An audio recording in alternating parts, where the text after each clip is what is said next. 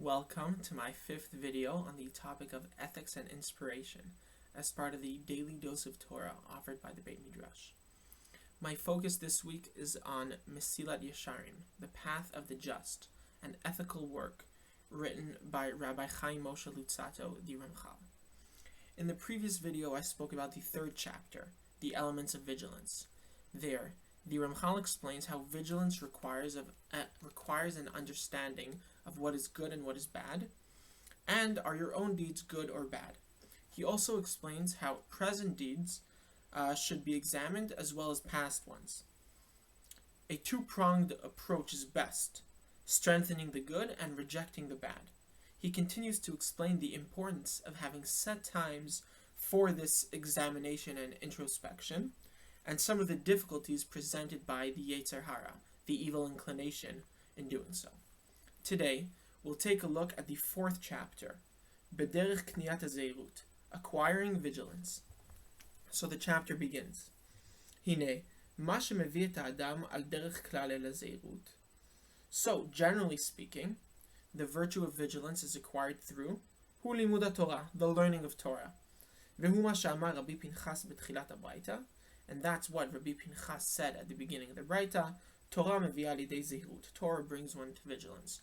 So this Braita, this excerpt from the Gemara in Avodah Zarah, I mentioned in my first video, and it's really the basis for this book, is that there's a section in the Gemara that explains how Torah brings one to vigilance, which brings one to alacrity, and etc., etc., which is the order of this book. So the first one, Torah brings to vigilance.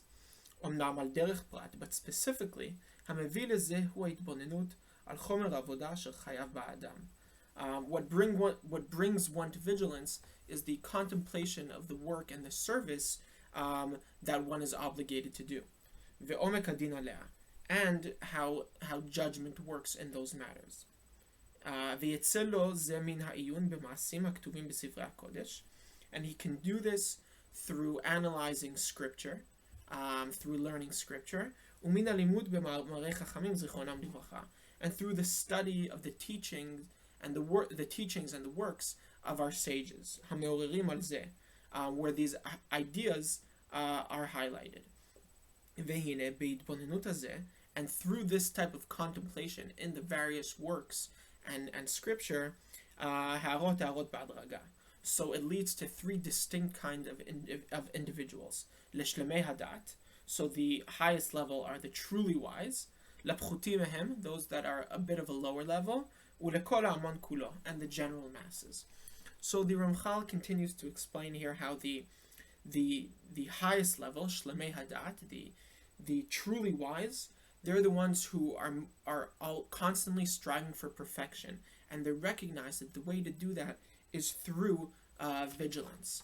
And he explains the anguish they would fear over the lack of perfection and why they have a constant drive for it. That's the highest level. Then you have the second category, which he calls the lower level, and they're attracted by the levels of honor that are awarded in the world to come. We discussed this previously, how the Ramchal explains that the purpose of man in this world is in order to reach the world to come and to revel in the divine presence there. So this middle category are influenced by it, and he explains how the evil inclination makes one strive for less than perfection, which is why they're in the second group.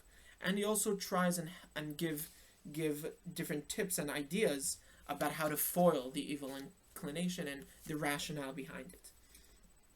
And then you have the masses, the lowest category, and he writes what motivates the masses, ubeinyan hasachar ve'onesh, is the concept of reward and punishment. You get punished and you get rewarded for your good deeds and for your bad deeds. And he gives a number of examples from scripture of individuals who were punished, who, although they were righteous, were still punished for their smaller deeds. He gives examples from Avraham Avinu and Yaakov Avinu and David HaMelech. I won't get into the exact examples, but you're welcome to open it up and look in the fourth chapter. And he explains the concept of divine judgment, of punishing for evil and for bad deeds, and for rewarding for the good ones. And he explains how compassion also fits into divine judgment, how come compassion doesn't contradict justice, but rather goes hand in hand with it. And he ends the chapter by saying, Nimtza, she'en la'adam harotze lifkoach einav.